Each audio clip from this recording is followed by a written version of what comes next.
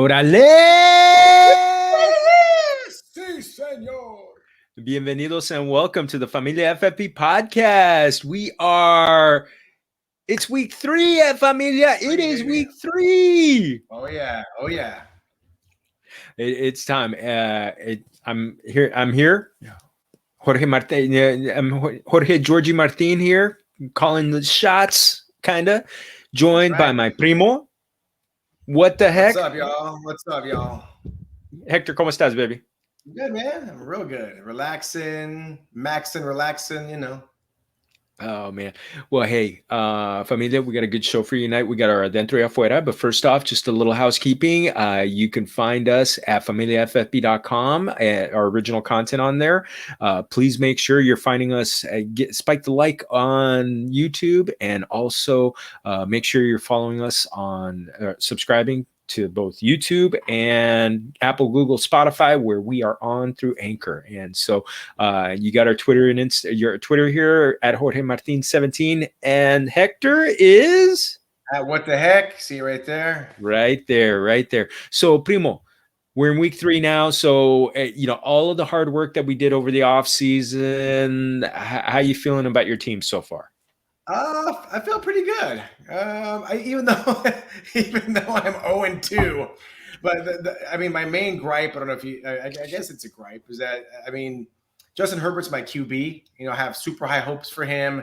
I think this is going to be his breakout week. Last week, if you were watching that game, it reminded me, I had a complete deja vu moment. And I think I've talked about this before on our show. I had Percy Harvin on the Seahawks. And I needed like one touchdown. That was a Monday Night Football game. I needed like one score to win the week. So Russell Wilson drops back, draws a dime to Percy Harvin in the end zone, touchdown. I'm going bananas. There's a flag on the play. Some whatever call. Fine, whatever. Later in the game, same thing. Percy Harvin gets loose. Russell Wilson to Percy Harvin, touchdown. I'm like, okay, this one, yes, finally, I'm in the lead. I'm about to win my week. There's another flag. So and I ended up losing. So it's just like this weekend reminded me of that, because I have Justin Herbert and I'm watching the Charger game, and he throws like a 50-yard dime. I think it was to Keenan Allen, I think, or Mike Williams, yep. One of those guys. And he's there, and some stupid call for it was horrible, like a holding penalty. It was ridiculous. They bring it back. Later in the game, same thing. He throws another touchdown. So it would have been 3 touchdowns from Herbert. I may have possibly won, or at least gotten closer than where I was. But yeah, I had, he threw 3 TDs, beautiful game, and he ends up only getting cashed out for 1. So it was pretty aggravating. So I'm hoping this week, based on the scheduling and his opponent, I'm looking for big things from Herbie. Yeah, he's throwing for a bunch of yards, but for some reason he's just not getting the ball in the end zone. Well, like I said, this last week he threw 3 balls in the end zone, and they were caught, and they were good. And 2 stupid flags, and they were. Any other game, it was like they wouldn't have called it. I don't know. This ref crew was, I don't know. No, I don't know, but it was pretty bad. Well, I'm looking at this one, and I just kind of like, I think he's going to be fine, because I have him a lot on other teams. I have him in the Scott Fish Bowl. I have him on several teams, and I have him a lot of those teams. I have him linked up to Keenan Allen, so stacked with. Yeah, I stacked him with Mike Williams in our league, so I'm just waiting for that to cash out, man. I could go on a little run, hopefully, throw some wins together. If Herbert to Mike Williams, and I can start stacking. So they did it a couple times in the first 2 games, but I'm looking for more.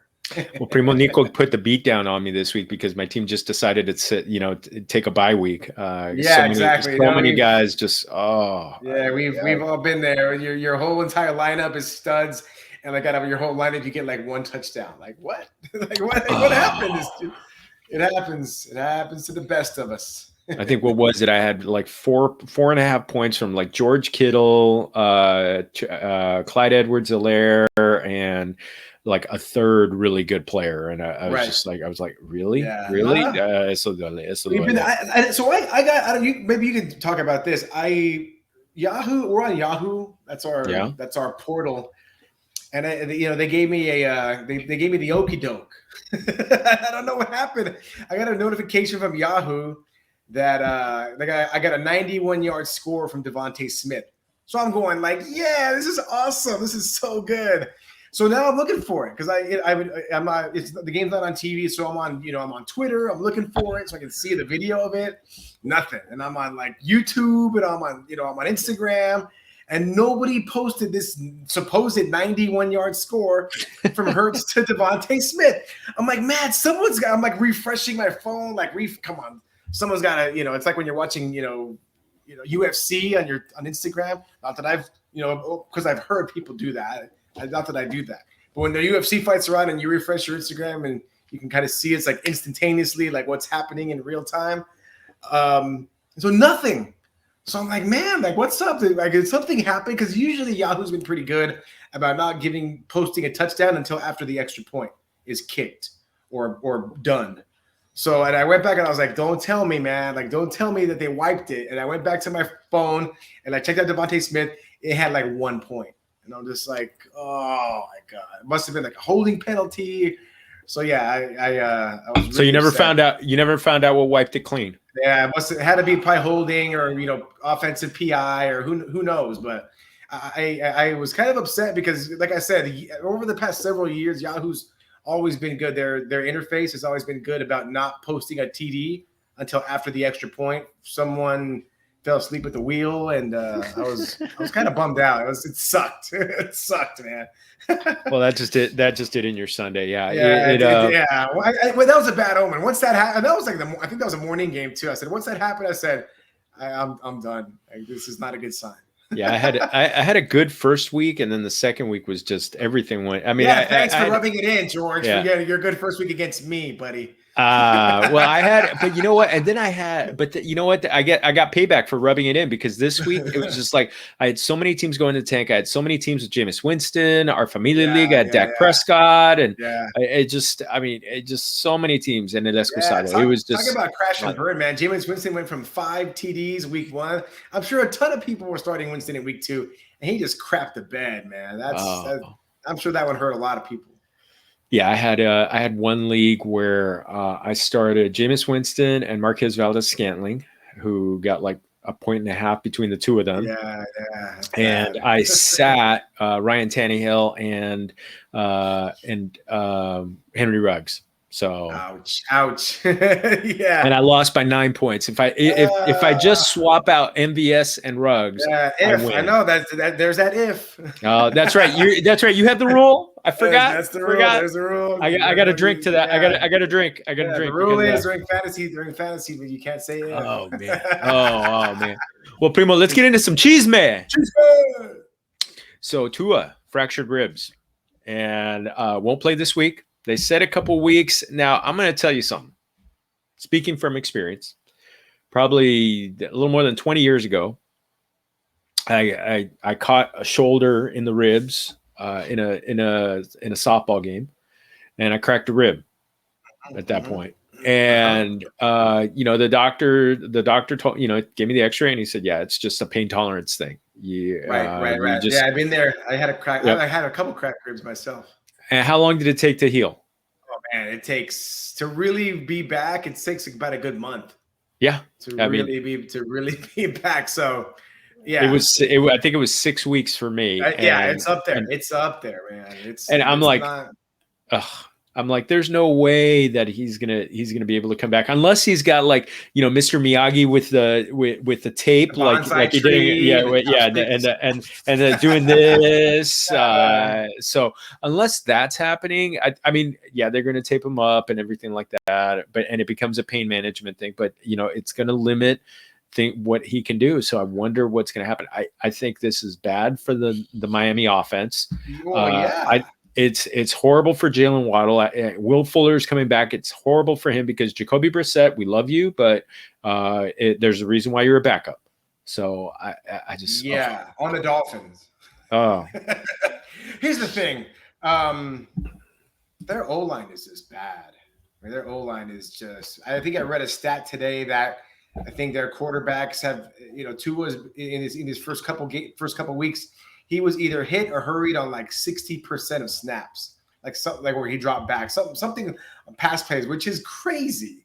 I mean, there's just no protection there at all. They're like saran wrap, for the quarterback. So it's a bad move to try to put a guy with cracked ribs on the Dolphins, back into play if he's not healed yet, because he's going to be taking more punishment, and he's going to end up being like RG3 with Kyle Shanahan, and Kyle Shanahan's the dad, right? Is that, or Mike Shanahan? Mike Shanahan's the dad.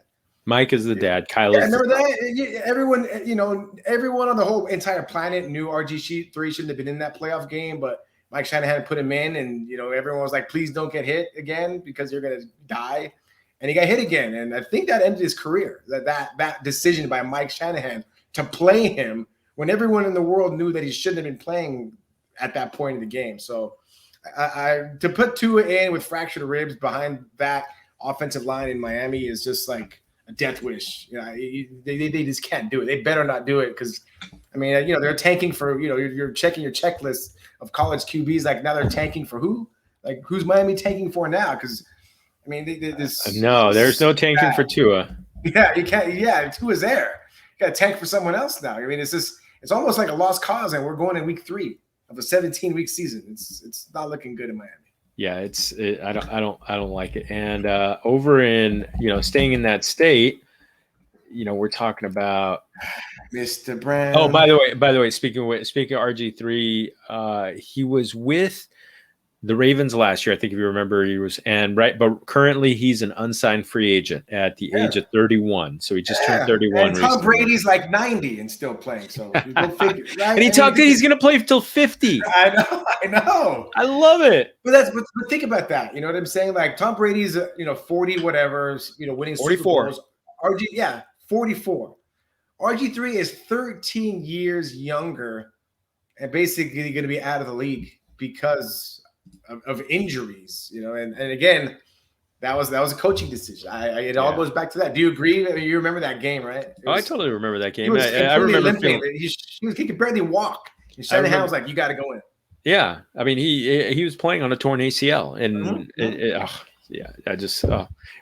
on a crap turf and everything. It was just horrible decision. Horrible. Yeah, it's bad.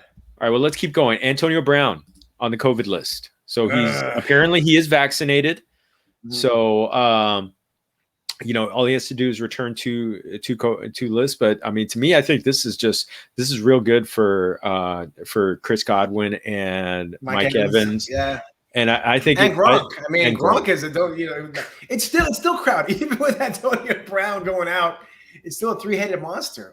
You still got Scotty Miller. You still got Tyler Johnson. You get. I mean, they are loaded. They are loaded. So I think it's going to be Tom Brady, and that's what makes it problematic. I mean, it's only good for Tom Brady owners, but it's problematic for everybody else's owners, because on any given week, you never know what Tom Brady's going to do. I mean, everyone was looking at, Mike Evans. I mean, what has he done in the first couple of weeks? Like, not much, right? And Gronk is going off. And the old man Gronk's going off, and guys like Evans are not. So it's just, you never know with Brady, man. It's just, and like you said, with Antonio Brown out, there's still like 4 or 5 receivers that on any given day they could eat, man. So it's like having a bad like RBBC, man, running back by committee.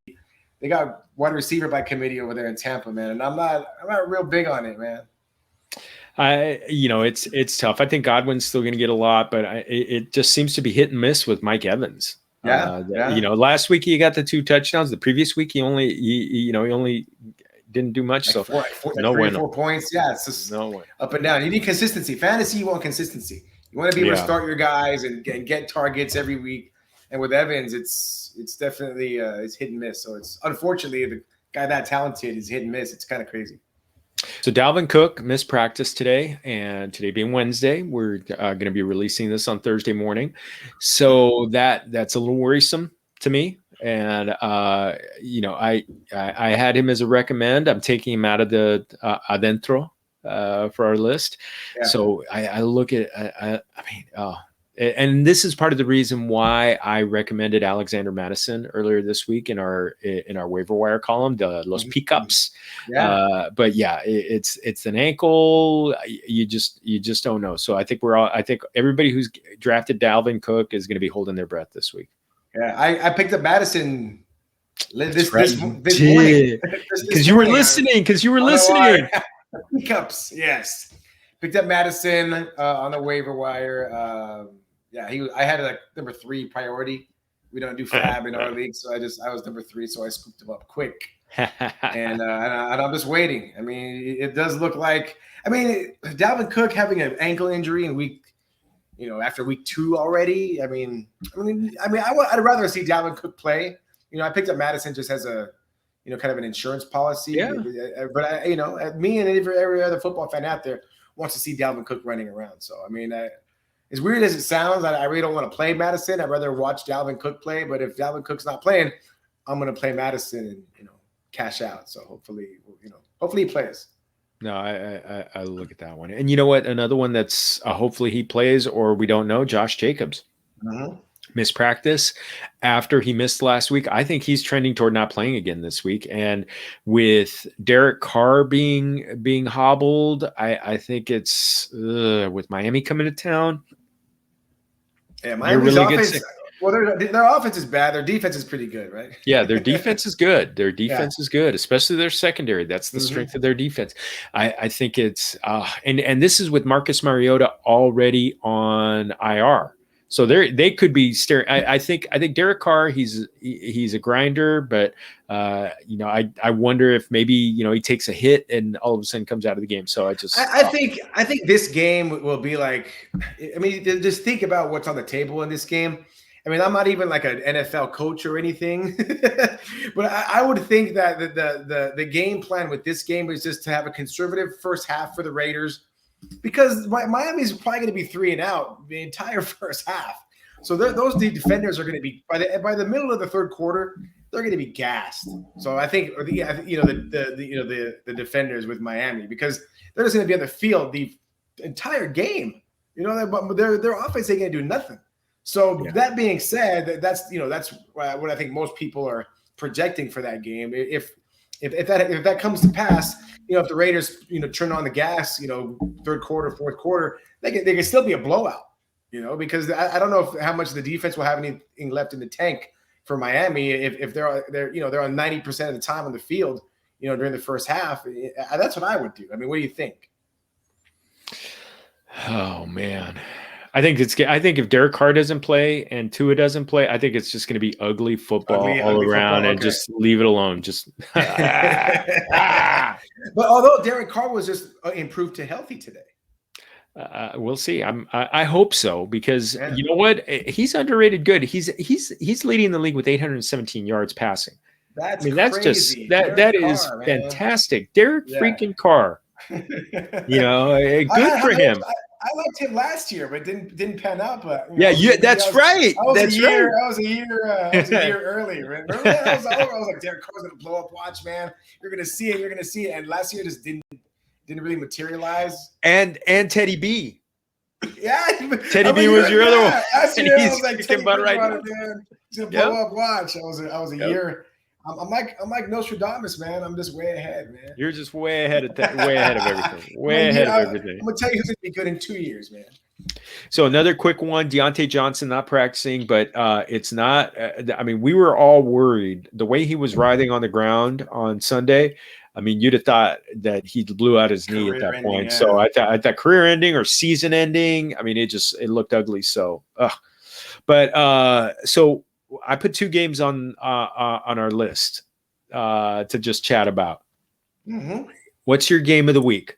You got Buccaneers at Rams or Chargers Chiefs? Chargers Chiefs, man. Because wasn't it last year? And you can keep me honest here. Justin Herbert was like 1 pass away from beating the Chiefs in his debut. Yes, in his debut. Yes. To beating Mahomes with the Chiefs. Yeah. Yes. When he found out right before the game that he was starting. Yep. Right. Exactly. So this makes his game very intriguing. Not only to me because I'm, Herbert's my guy and in my league, but I'd like to see a little bit of a revenge. It's like a revenge game. You know what I mean? I want to see Herbert, with a year under his belt, come back and say, you know what? I remember what you guys did on defense. I have an idea. This is how I beat you guys last time. I think I can do it again. And I'd like to see that, man. LA all the way, baby.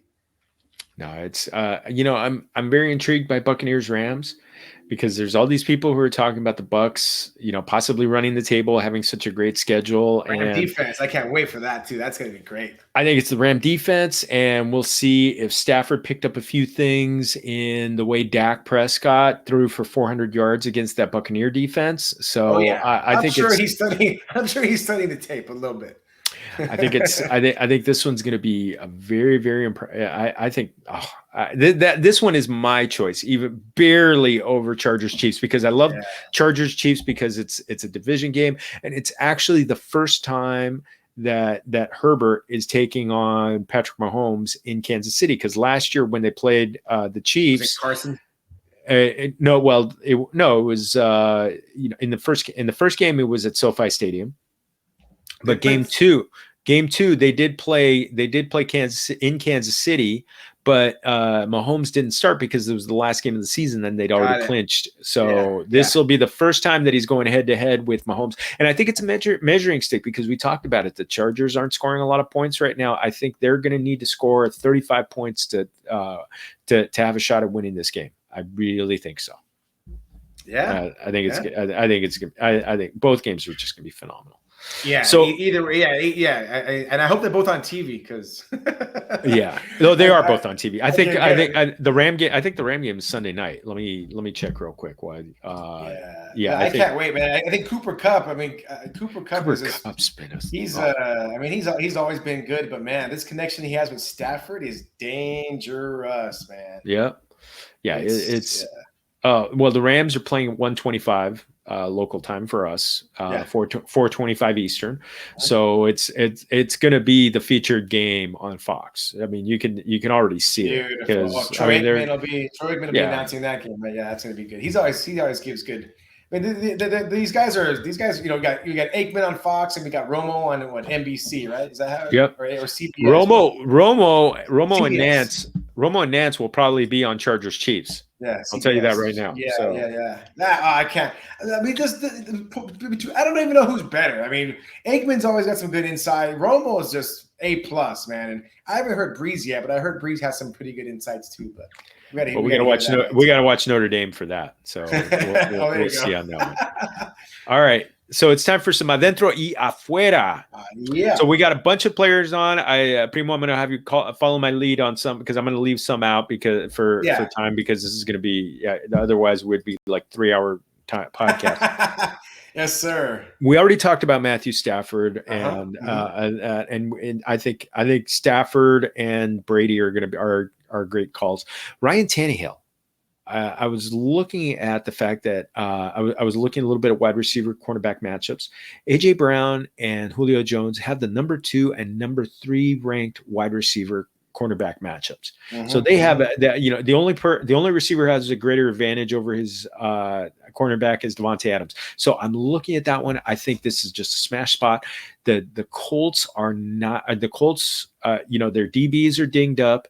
And I think this is going to be a game where Ryan Tannehill threw for a bunch of yards last week in the overtime game against the Seahawks. So I think he's going to be back. I think this is just a great great lineup for him. I agree, and I think you pointed out something that I wonder why it's not discussed more in fantasy, and why you don't see this a lot more in as far as rankings. Everyone follows their pages on Instagram and Twitter and Facebook and whatever, and you always all these different experts kind of have a similar rankings every single week.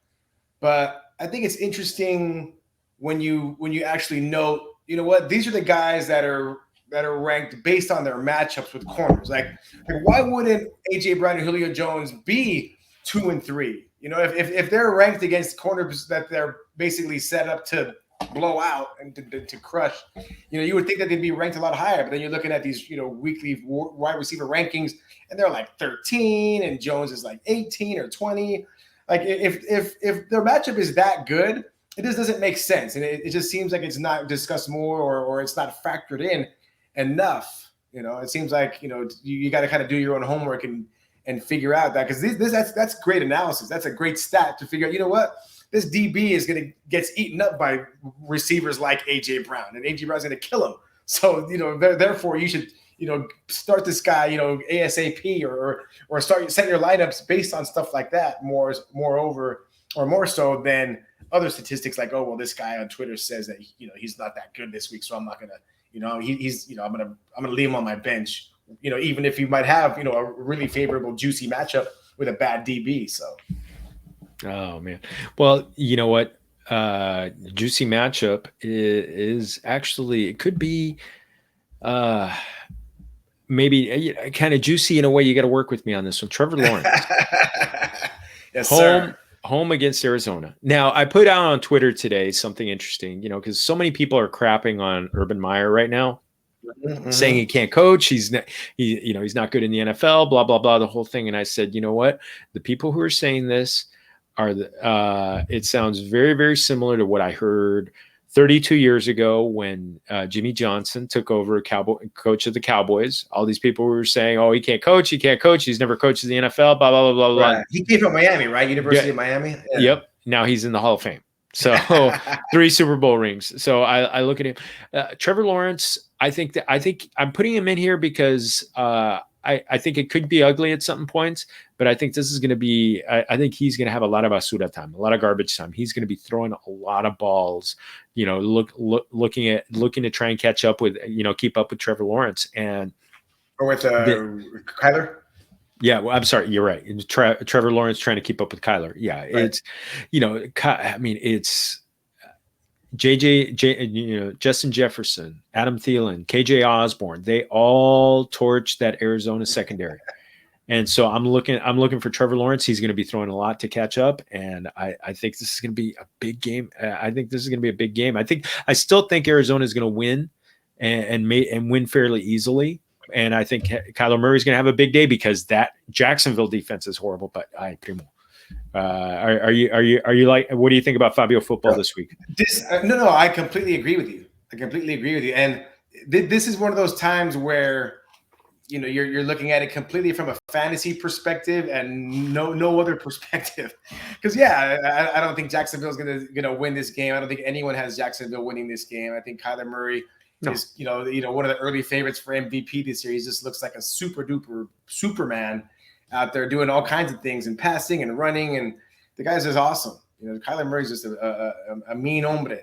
That being said, he's going to score quickly and in bunches. So Trevor Lawrence, like you said, he's going to be on the field a lot. And if Arizona, especially if they're ahead, by a pretty good margin, the Arizona DBs, like I always say, they're going to be like, checking for tee times, and during timeouts and stuff like that. So I think that, I think Trevor Lawrence will have, some opportunity to throw some TDs and get some points on the board there. And so he'll do some damage. I think he might throw a couple picks too, because, he's still young and learning and stuff that. So I look for him to maybe 3 TDs, maybe 1 or 2 picks, and, maybe 300 yards. I think he might have a game like that. No. And one guy who could have a big game, unexpected big game, because, when you looked at the schedule before the season, you thought, he's got Pittsburgh on the schedule. This is going to be a tough one. But Joe Burrow at Pittsburgh this week. Now, I think this is purely because that Pittsburgh defense has already been, they're already lesionados. They're hurt. They're hurt. They're saying, You got TJ. Yeah, TJ Watt. TJ Watt signs that big contract, and now he's dinged up with a groin injury. You got you're looking at the secondary is all banged up.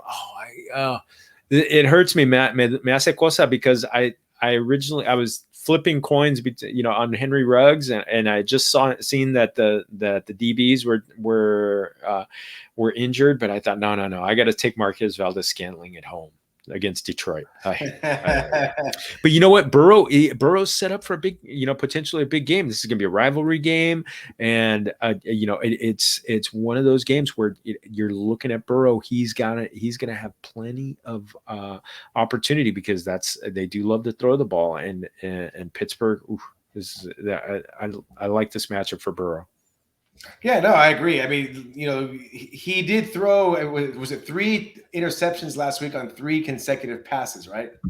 So Yes. you see that. How crazy is that? Yeah. So you think like oh my God, Joe Burrow, he's hearing footsteps. He's favoring the injury. He's scared.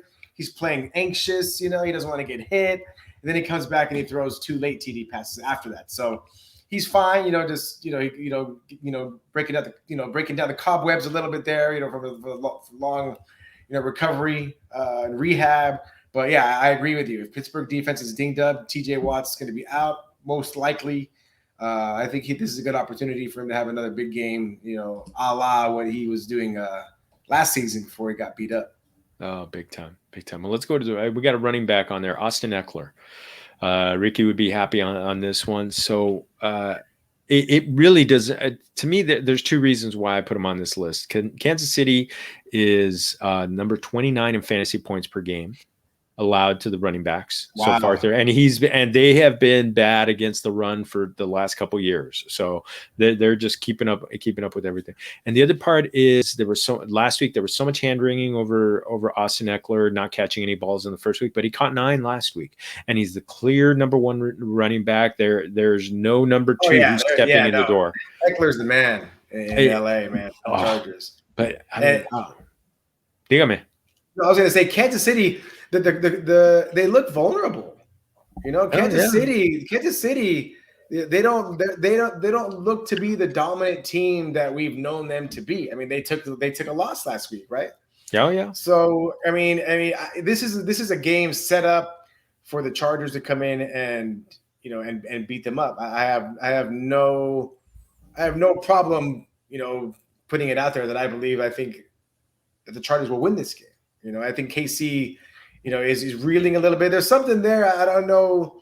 Is it on the defensive side or they had some big changes on the O-line too, right? So I don't know if that's maybe part of it. Tyreek Hill last week had like 15 yards or something crazy. So there's this. I mean, Kelsey's Kelsey, but the whole thing with Tyreek Hill last week is I don't know if it's concerning. It's just strange that in an offense as prolific as the Chiefs, that can happen, with Tyreek Hill having a game like that. So I don't know. Something just seems a little bit not quite there with KC. They'll probably get it right at some point during the season and dominate the way that they have been in the last couple of years. But it just seems like right now they're not there. And I think this is a good game for the Chargers to come in and beat him up a little bit. But Eckler he's just looking great. Herbert looks just amazing. The guy's just throwing dimes. He's throwing a real nice ball, super accurate. He's throwing for a lot of yards. And Eckler for sure. This is a super must, especially in PPR, man. If you're running back catching 9 balls a game, man, that's just bonus money. Bonus. give me the money. So let's go to the wide receivers. Now, one guy you really liked was Hollywood Brown at Detroit. Oh yeah, and Detroit's not looking that good again. The Detroit's defense is they're giving up. What was it? 183 yards per game to the receivers. I mean, that's big. Their defense obviously is not doing much there. I think we were saying before we started recording that Jared Goff has not won a game yet ever without Sean McVay. So that's ever in his NFL career, he has no wins without Sean McVay, which doesn't bode well for Jared Goff and the Lions. But their secondary is not looking good. McVay. Brown. Mm-hmm. No, McVay. Yeah, they lost another DB in the last game, so another DB for the season. So Hollywood Brown looks sharp, man. He looked sharp. His first 2 games, he's looked really sharp. 6 catches each game. He's getting a lot of targets. So he's gonna eat. Yep. He's definitely gonna eat. I think Lamar is gonna find him, eat some more. There's a good rapport there. You don't throw 16 balls to your guy over the first 2 games if you don't like him, you don't think he's going to catch him. So I think Lamar is going to that rapport, that comfort is going to just keep building throughout the season, and especially in this game, Hollywood Brown is he's my guy. I like him a lot this game. So a guy I like a lot is DJ Moore. It's looking like he's the clear number 1 receiver in Carolina. He's getting 20. He's getting 28. Oh yeah, he's getting 28% of the targets. Whereas Robbie Anderson and Terrace Marshall combined are getting 25% of the targets on the team. So Houston's, statistically, they're number 7 in fantasy points per game allowed to the wide receiver. But I think that's a little bit skewed because the Browns just really ran the ball last week and didn't. Yeah, they have Nick Chubb. Yeah, they have Nick That's all you Chubb, need. Kareem Sometimes that's all Hunt. you need. And, Yeah, and exactly. Baker Mayfield was a little dinged up, so I think they put the ball in the running back's hands. But, look at the Jacksonville game. Trevor Lawrence threw for 332 yards in that game. I think DJ Moore is going to be a great target for this game. I think he's going to be set. I think he is set up for a big game. Another guy, Darnold's looking solid too. You mentioned it earlier. That Darnold's been looking almost 600 yards, almost 600 yards combined in the 2 games. So another guy I like a lot, CeeDee Lamb against Philadelphia. You got Michael Gallup already out. You got Amari Cooper, who's battling injuries again, otra vez. Mm-hmm. And the Eagles are good against the running game, but not so great against the pass. And he's got Dak. I think Dak's going to look for him all day long. Dak's got to throw it to somebody, right? Yeah, he's going to throw it to somebody. Yeah, and that somebody this game is going to be CeeDee Lamb. So that's a great observation. CeeDee Lamb all day this game.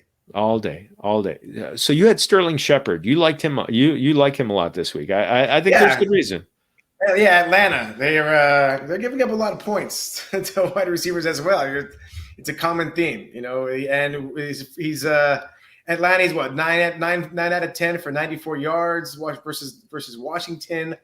And Danny Dimes is looking great. I mean, he was poo-pooed on a little bit last year, and people were saying he wasn't that good. But this year, Danny Dimes he's thrown up some dimes, and Sterling Shepard has been the beneficiary of collecting those dimes and rolling them up in those little paper things, and you twist the end and you take them to the bank, cash them in for money. but yeah, Sterling Sharp is a guy. He's the number one guy over there on the Giants, and I think this game, I don't know what's going on in Atlanta. I mean, Matt Ryan and company, they throw for a lot of yards, and they do some things, but from a non-fantasy standpoint, from a real life football standpoint, that the Falcons are just not that good. They're not good defensively, and they're not good, and they're not good protecting the quarterback, which is a bad combination for Matt Ryan. Yeah. So, adios mio. Yeah, I think that's a great pick. I'm glad you put him out there. Yeah, so, another guy out there is Devonta Smith. You've got. He's clearly the target leader in Philadelphia, and Dallas is number 29 in fantasy points per game allowed to the wide receivers. So I think he's going to be. I think he is set up in a game that has some sneaky shootout potential if the Eagles try to do pass with them. So I think this is going to be a great game. So. Yeah. And he's the target leader for a reason. Jalen Hurts, Devonta Smith. Good. I mean, it's the Alabama connect. It's a Roll Tide connection, man. And you got to remember that. And I remember when I drafted Devonta Smith in I think the 7th or 8th round, and in my Yahoo report card, it was like, do you know something that no one else knows? Like you drafted Devonta Smith way ahead of his ADP. I was like, yeah, he went to school with Jan, and I was talking to Yahoo, even though it's not a real person. I was like, yeah, bro. You were drinking. How much tequila was involved? Yeah, for real. I was like, bro, what do you mean? And it was Yahoo. But yeah, I mean, clearly there's a connection there. Clearly, Jalen Hurts and Devonta Smith have a connection. He's the target leader, and I think he's going to continue to be the target leader. These guys, have a connection going back to college. So that's going to continue. Devonta Smith he's a bad boy, man. That guy can do some damage. And I don't know I think we talked about it earlier before the recording that Yahoo had posted up that there was a 91-yard TD pass from Hurts to Smith. And then somehow it got erased or called back, or there was a penalty or something. But I got to look into that. But at some point there was a 91-yard TD pass from Hurts to Smith that didn't count, but it happened. Yeah, you could probably look up I'm sure you could look up the play. Somewhere in the plays, yeah. Yeah, exactly. I think it's on Pro Football Reference. Let's get into the afuera. So many people are excited about Justin Fields. Mm-hmm. He's starting this week, but it's at Cleveland. Mm-hmm. The dog pound. I mean, would they have really chosen Cleveland to be the place that they would start off with? I don't see it. I think. That's not necessarily what they would have chosen, but I mean, Justin Fields. I just remember seeing him, in college, and the guy is he's just confident, man. Oh, he's incredible. I don't think he's gonna be too worried about Cleveland. He's gonna do whatever he does, and I think he'll be fine. You are correct though. It is a daunting task to go to Cleveland against the dog pound and the Cleveland defense. So yeah, it's not ideal for Justin Fields, but I'm hoping that he puts on a good show and he does some good things. But yeah, I think if we get past this game, there's going to be plenty of opportunity past Cleveland for him to do some damage. Yeah, this might not be the best game for him. No, it's not. I think especially with the running ability that he has, I think he's going to have more games that he's serviceable. Right. But this is a tough one. This is a tough one to make his debut. I think another one that's tough is Jameis Winston at New England. I mean, I'm giving him. I want to give Winston and the entire New Orleans Saints a mulligan because of what they were dealing with, with the coaches being on COVID and really basically being on the road for a month. Because of the hurricane, but he's got to go to New England this week. No me gusta. No me gusta. No, Belichick is like he's like the wizard, like the evil, the like Dr. Evil. He's like that. he's like that guy that just like he kicks you when you're down. He knows how to push your buttons and just like to just. He's the guy that will stab you in the back and then twist it. You know what I mean? And smile while he's doing it. Yeah, he just has ways. He just knows how to do that. And I think Jameis Winston is probably reeling a little bit coming off that bad game last week. And I think Belichick's going to come up with the perfect scheme to just make him crazy. So yeah, I agree with you. I think this is a tough one. Belichick's just a defensive mastermind. So anyone going in there is going to have a tough time. But I think Winston, especially in this game, coming off a real rough game last week, I think Belichick's going to mess with him a little bit, and he's going to have a little bit of a tough time. Yeah, I think it's going to be a tough one. A couple others that are looking at tough games: Matt Ryan at New York Giants. That secondary is going to do damage to him, and Zach Wilson at Denver. The home debut for the Broncos. The rookie is coming off of 4 interceptions in New England. I think he's got a tough one ahead of him. I mean, I feel for Zach Wilson, man. There's such high expectations. Yeah, he's in New York, and they're already kind of messing with him a little bit. The media's kind of messing with him a little bit, talking about seeing ghosts. Of course, stuff. Yeah, just being they're it's mean. The New York media. It wouldn't be the New York media. They're mean, man. It would not be the New York. I mean, I just hope that he doesn't. And it almost seems like the media creates these guys, like Sam Darnold. You know what I mean? Like what happened to him, and now he's doing great. Here's Zach Wilson. He's in there, and he's having a little bit of a tough time. And it's just like, man, just give the guy a chance. New York media, let him spread his wings a little bit, man. You guys can't be just like bombing on your quarterback when he's not doing well, man. You gotta pump him up a little bit. No, they're not going to do that because Justin Herbert last year was phenomenal. Was a phenom right from the first game. So they're like, oh, everybody's got to do that. So right. A couple running backs that I think are looking at surprisingly tough matchups. You got Najee Harris going to Cincinnati. I mean, home against Cincinnati. The Bengals held David Montgomery to 66 yards and 21 attempts, and they, their entire defensive line had really, really great ratings on PFF. I think. I wonder if it's just and it's the offensive line for the Steelers, and it's Big Ben. Are they going to just decide that they're going to key on the running game? Do you think that's what's going to happen? Yeah, I don't know, man. I think it's a contingent really upon Big Ben. I mean, if he's going to be in there, then you're going to keep them guessing a little bit. At least Big Ben can keep the defense guessing a little bit. Who's the backup over there in Pittsburgh? Mason Rudolph. The guy's name. Mason Rudolph. I mean, yeah, Cincinnati defense. We already know they're tough. You get Mason Rudolph in there, and I think it's a complete game changer. Now, yeah, that'll definitely be a tough going for Najee Harris if Mason Rudolph's in there, but. Even with Big Ben in there, it's gonna be tough sledding. So yeah, David Montgomery's a stud. 3 yards a carry, on 21 carries is that's not gonna get it done. And David Montgomery's been in the league for a couple of years. Najee Harris is a rookie, so they know how to scheme against rookies. And I think he's gonna have a tough time. So I think it's a good call. Another one that could, and this one hurts me because I've got him on a couple of teams, is Antonio Gibson, the Bill at Buffalo. So the Bills are coming off of they've played well. They're number 3 in points allowed to running backs this year. Gibson, a little shoulder injury last week. So is that, or I think it might have happened in week 1. And is that kind of limiting him a little bit? How you feeling about him this week? I mean, I like Antonio Gibson, but the fact that he's going against the Bills and they're stingy against the running game. So and he's a little bit dinged up. But I think, what kind of injury was it? Did they say? Shoulder. Shoulder. It's not his legs. Yeah. It's not his legs. He can still run, and they can ice him up and wrap up his shoulders and whatnot.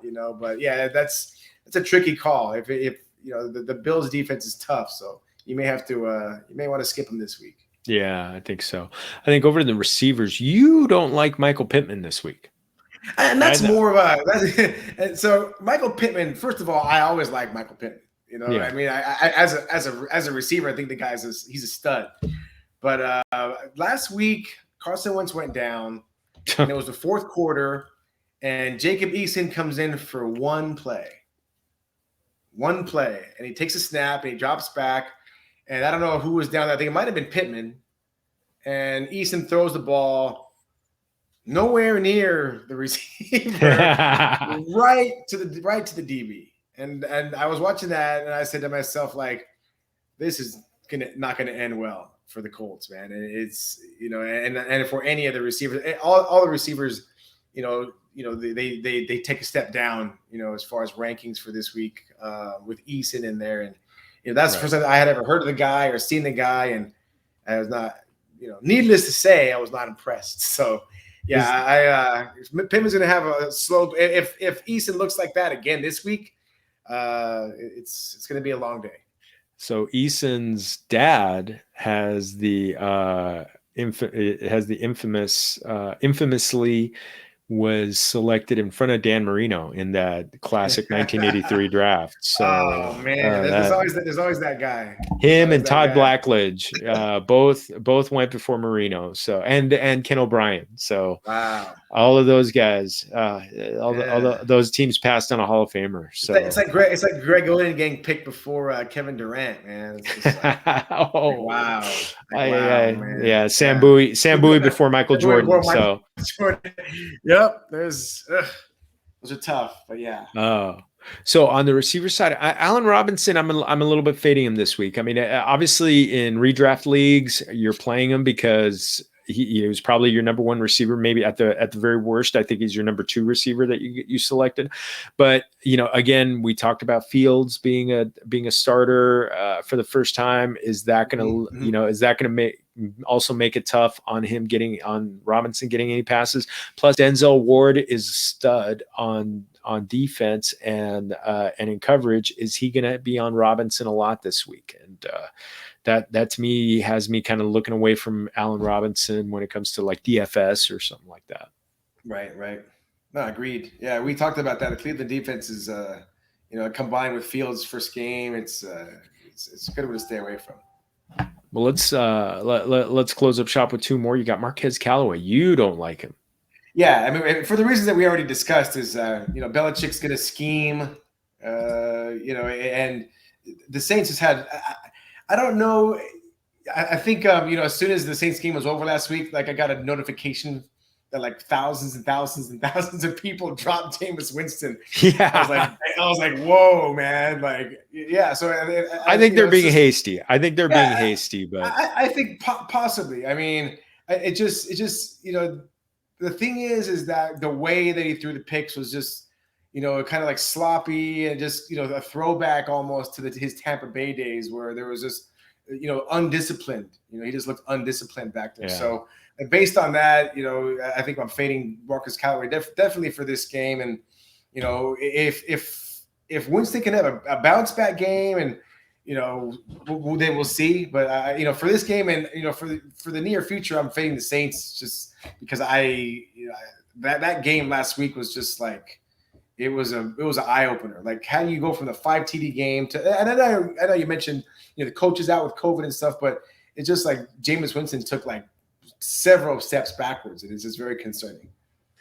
Yeah. Well, to me, the big thing that's really concerning is 6 targets in 2 games. So, I That's mean, it. if he's going to be the number one receiver, I mean, this is a team, New Orleans, that if their number one receiver is getting 10 to 12 targets a game, and that's Michael Thomas. So that to me is the big thing. I think he needs to, I think he needs to be getting more, which I think the first week he got a lot of attention from Jair Alexander, but again, that's 2 weeks in a row. I don't like it. Last guy that I'm looking at, and I kind of put him on here with trepidation, is Brandon Cooks. The Houston Texans are home against Carolina. The Panthers, and this is purely on the fact that the Panthers have one of the best defenses in the NFL so far this season. They're only giving up 124 receiving yards to the wide receivers.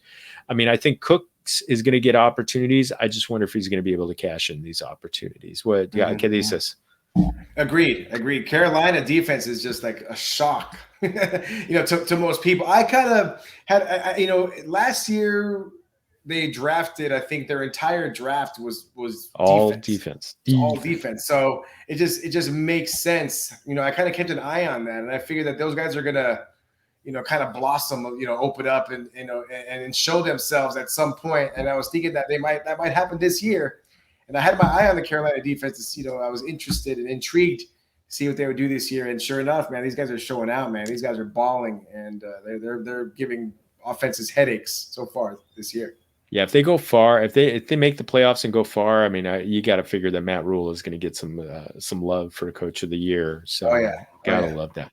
Yep. Gotta love that. Well, Primo, eso es todo for our show. Our show. Thanks again to Anchor for being our hosting network and making sure Independent Podcast gets out to the Familia community.